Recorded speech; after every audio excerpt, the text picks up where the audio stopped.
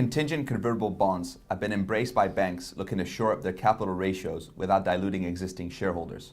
Joining me to discuss the trend in more details is Markit credit analyst Max Ruscher.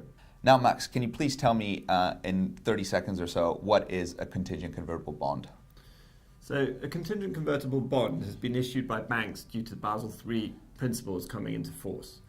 A Coco is similar to a standard corporate bond issued by a bank. However, it will have conversion terms within it, making it hybrid capital. It can convert to equity, it can write down, some even write down and write up again.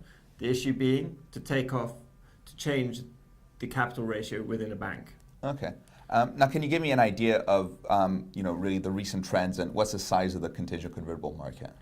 So the market's been growing very fast.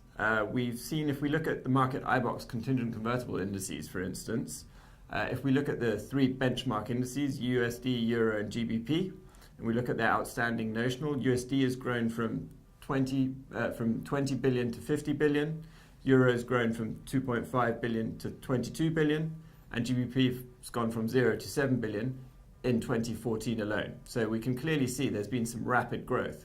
Wow, so that's definitely quite significant here.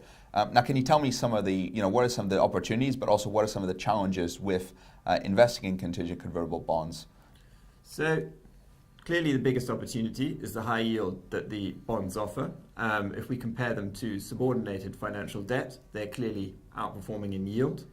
However, a rating-based approach to investor needs to be very careful how they approach these bonds, due to their conversion, write-down, coupon cancellation, and there not being a unique Coco out there, or terms of how they're structured.